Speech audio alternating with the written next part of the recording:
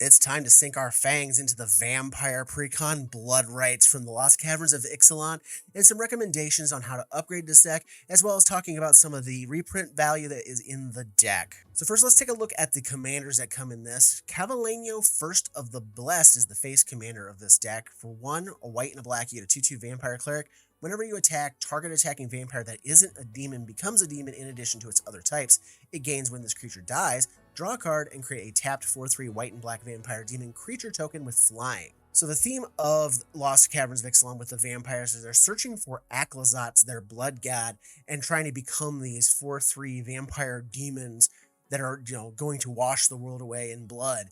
So Cavallino here is able to turn our non-demon vampires into vampire demons and then make those so when they die that they turn into these 4/3 flyers. The thing is this ability does not end at the end of turn. So every time one of those lives through combat or is not blocked, more and more of them are going to gain this ability, and it's just going to cause a lot of problems for your opponent over time. And it's a great board wipe insurance as well, because once you give a couple of these this ability, somebody wipes the board, you're going to be left with your 4/3 flyers, and you're not going to be left with anything. The other exclusive commander in this deck is Carmen Cruel Sky Marcher. For 3 white black, you get a 2/2 vampire soldier with flying that says whenever a player sacrifices a permanent, put a +1/+1 counter on Carmen and you gain 1 life. And whenever she attacks, return up to 1 target permanent card with mana value less than or equal to her power from the graveyard to the battlefield. So this is just one of the ways that we're going to have in the deck of getting our vampires back onto the battlefield, and this is going to be an ever-growing threat as things get sacrificed, because there's treasures getting sacrificed, food, blood. There's all kinds of different things getting sacrificed throughout the game, and this is going to just keep growing and getting us bigger and bigger targets out of our graveyard. The third option they put in this deck is actually from the main set. It's Bartolome del Presidio. Sorry if I butchered the name. White-black, 2/1 Vampire Knight, sacrifice another creature or artifact, put a +1/+1 counter on Bartolome. So this gives us a non-conditional sacrifice engine that we can, feed treasures and other things into. We can sacrifice creatures that are dying in combat, and it puts counters on him. But not only that, it triggers various things like our Carmen Cruel Sky Marcher and other things that have death triggers. So there's a lot of good synergies here. We're going to stick with Cavallino in the build that we're working on in this video, but you could slot any of these 3 in and be probably just as happy. Moving on to the exclusive cards in the precon, this one is Charismatic Conqueror. For 1 and a white, you get a 2/2 Vampire Soldier with Vigilance. Whenever an artifact or creature enters the battlefield untapped under an opponent's control, they have to tap it, or you get a 1/1 white vampire creature token with lifelink. So yeah, I love this. Dockside Extortionist, okay. You're not going to get to do your silly screwball stuff right away, or I get a bunch of vampire tokens. I kind of like this. This keeps people on their toes and stuff, and it's just a really, really good thing. It also puts kind of a pseudo tap down effect on creatures, because their creatures have to be tapped in order to keep you from getting the vampire. But if you don't, you get the vampire. Yeah, they get a blocker, but you're getting more and more vampires as we go along. Here we have Elenda's Hierophant. For 2 and a white, you get a 1/1 Vampire Cleric with flying. Whenever you gain life, put a +1/+1 counter on it. So this is your Ajani's Pridemate Vampire. And whenever it dies, create X 1/1 white vampire creature tokens with lifelink, where X is its power. So it gains Elenda the Dusk Rose's special ability of when it dies, you get equal to its power of vampire tokens. Nice fallback effect. I really like this card. Then we have March of the Canonized. For X white, you get an enchantment that says when it enters the battlefield, create X 1/1 white vampire creature tokens with lifelink. And at the beginning of your upkeep, if your devotion to white and black is 7 or higher, create a 4/3 white and black vampire demon creature token with flying. So you get an upfront amount of vampires for whatever you can dump into the X, and then as long as your devotion is 7 or higher, you're going to get a 4/3 vampire demon every turn at the beginning of your upkeep, just turn after turn after turn. So this does good stuff up front, and then it just gives you perpetual value as the game rolls on. And then here we have an ability that has only been shown on human creatures from Midnight Hunt. This is Redemption Choir. For 2 white, you get a 3/3 Vampire Cleric with lifelink and Coven. Whenever it enters the battlefield or attacks, if you control 3 or more creatures with different powers, that's the Coven part, return target permanent card with mana value 3 or less from your graveyard to the battlefield. So as long as you have the Coven trigger here, you have a smaller, cheaper version of Sun Titan, but it's a vampire. So that's kind of neat and gives us another option. If you wanted to slot the Sun Titan into the deck, you could, and give you 2 options of the same effect. Here we have a variation on board protection. This is Dusk Legion Sergeant. For 1 and a black, you get a 2/2 Vampire Soldier with Menace. And for 1 and a black, you sack it. Each non-token vampire creature you control gains persist until end of turn. So if those creatures had no negative counters on them when they died, they'll come back with a negative counter on them. And then if you have a way to give a +1/+1 counter to them, it'll nullify that negative counter later. But this is just an interesting way to keep your vampire horde from getting just blown out by a board wipe. Or maybe you play him and then sack him and then do your own board wiping, so then all your stuff comes back and their stuff is gone. Then we have a new variant on Dark Ritual. This is Master of Dark Rites. For a black, you get a 1/1 Vampire Cleric with tap, sack another creature, add triple black to your mana pool. Spend this mana only to cast vampires, clerics, and or demon spells. Now, there's a lot of people arguing online that this should not have had the restriction on it, but I think that they did that because they probably figured it was actually too strong to allow just anything to be spent on this mana for like X spells or whatever.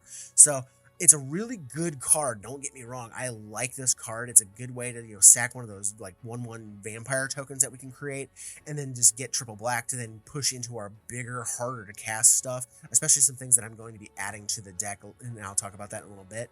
But this is a really good card. Then we have an adventure card, which I think is the first time I've seen this outside of Eldraine or the D&D sets. This is Promise of Aclazotz on the one side, and then it has an adventure on the other side. The Foul Rebirth sorcery side is 2 and a black, sacrifice a non-demon creature. If you do, create a 4/3 white and black vampire token. So that gives you, that part of the thing. And then the Promise of Aclazotz costs 1 and a black. It's an enchantment that says at the beginning of your end step, you can sacrifice a non-demon creature. And if you do, populate. So we've shifted populate from like the white and green that it usually sits in and has pushed it into black. So then you can start duplicating those 4/3 vampire tokens. I like that it feeds into itself, where you can go, okay, Foul Rebirth, create a 4/3, and then put this down the next turn, and then populate that token and have 2 of them in every turn. You can start sacrificing non-demons to it in order to do it, and it gives us a perpetual sacrifice engine that has no restriction other than being a non-demon to sacrifice and feed into it. And then the last of the new exclusive cards for this precon is Order of the Sacred Dusk. For 6 white black, you get a Vampire Knight, a 5/5 with Convoke. It has Flying, Lifelink, and Haste, and Exalted, and grants other vampires you control Exalted as well. Exalted means whenever the creature attacks by itself, it gets +1/+1 until end of turn. For the most part, I don't think you're going to want to do that a lot because you got a lot of vampires that you're pumping out. The big thing here is you Convoke it, get it in there cheap. I mean, you can have a 5/5 with all these keywords for 2 mana, basically. And then it has Flying, Lifelink, and Haste, and it can slam in. So probably the turn that you drop this, you can go ahead and attack by itself because you're going to use all your other creatures to convoke it in. But then after that, the Exalted is just kind of eh. So that's all the exclusive stuff that's coming in the precon. But let's talk about the reprints now. There's not a ton in here, but there's some expensive stuff. So let's take a look. First up is Bloodghast with a brand new art that actually makes it look like one of the conquistadors come back to life as a vampire spirit. 2 black for a 2/1. It cannot block. It has haste as long as an opponent has 10 or less life, and it has a landfall trigger of being able to return it from your graveyard to the battlefield. I love this art. It's so flavorful for the set, and Bloodghast is just a great card and gives you a great sacrifice engine to work with because you can sack it, drop a land, bring it back, and just keep doing that over and over and over again. Next is a card that was expensive up until a little bit ago. It was just actually reprinted in Commander Masters, and now it's back in the precon. It's Twilight Prophet. For 2 black, you get a 2/4 Vampire Cleric with Flying. Also has Ascend, and at the beginning of your upkeep, if you have the City's Blessing, reveal the top card of your library, put it in your hand. Each opponent loses X life, where X is the value of that card. This is just a really good card. It gives you card advantage, it gives you drain, it gives you life buffering. There's just a lot of good things going on here, and I'm glad to see this thing getting reprints finally, because for a while there, this was like a $25 card. Now it's down to about $5 or $6, but that's still a little pricey for a card for somebody wanting to play it, so this ought to knock it down a few more dollars. Then we have a card that hasn't seen a reprint since Edgar Markov's precon. This is New Blood. For 2 black, you get a sorcery that says, as an additional cost to cast a spell, tap an untapped vampire you control. Gain control of target creature, change the text of that creature by replacing all instances of one of its creature types with vampire. This effect does not end at the end of your turn, so this is a great card just to steal the biggest, baddest threat on the board, and it's actually an $8 $8 card right now, so this should knock this down to size pretty well, because now we're finally getting a reprint that hasn't been seen in over 5 years. Now, the next card was reprinted just last year in Double Masters 2022, and actually has a couple of alternate arts to it now. This is Elenda the Dusk Rose. For 2, a white and a black, you get a 1/1 Vampire Knight with lifelink, and whenever another creature dies, put a +1/+1 counter on Elenda, and when she dies, create X 1/1 white vampire creature tokens with lifelink equal to her power.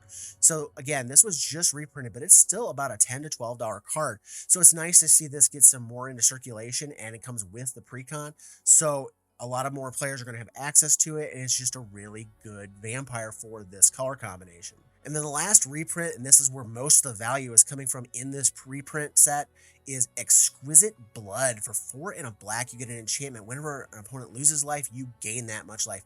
This hasn't seen a reprint in quite a while, and right now it's sitting around $35. So like I said, most of the value is going to be in this one card, but it is a doozy of a card. So that's what comes with the deck. Now, what am I going to rip out? Well, that stuff's down below in the description. And while you're down there, if you would like, I would appreciate your subscription and any kind of comments, likes, and all that stuff.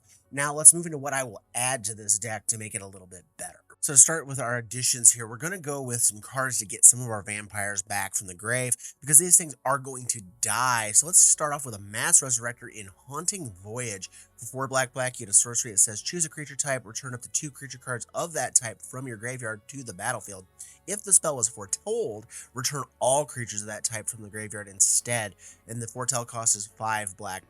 Now you could insert your choice of Mass Resurrection spell here. I just happen to like Haunting Voids because it deals with creature type. We are dealing in one solid creature type in terms of vampires, and it's not a very expensive card, so I thought it'd be a nice addition here and kind of fit the theme of, you know, raising the dead with the Haunting Voyage. Another Mass Resurrector and also a possible wipe coming from the new set is Bringer of the Last Gift. For 6 black, you get a 6/6 vampire demon with flying that says when it enters the battlefield, if you cast it, each player sacrifices all other creatures they control. Then each player returns all creature cards from their graveyard that weren't put there this way to the battlefield. So this is essentially a functional reprint of Living Death, but it's attached to a 6/6 flying body that survives the wipeout and then brings back all the stuff on the board. Now, this also takes out your opponent's stuff, but if their yards are not very full or their stuff isn't as powerful, it doesn't matter, because you're just going to wipe out everything else that they have and replace it with the lesser stuff in their yards. Now, dipping back into the original Ixalan set, we have Bishop of Rebirth. For 3 white, you get a 3/4 vampire cleric with vigilance that when it attacks, you can return a target creature card with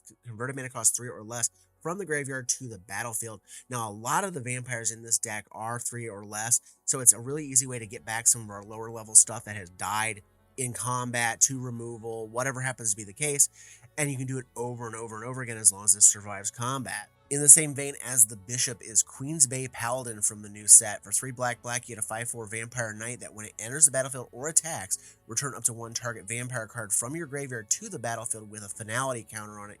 You lose life equal to its mana value.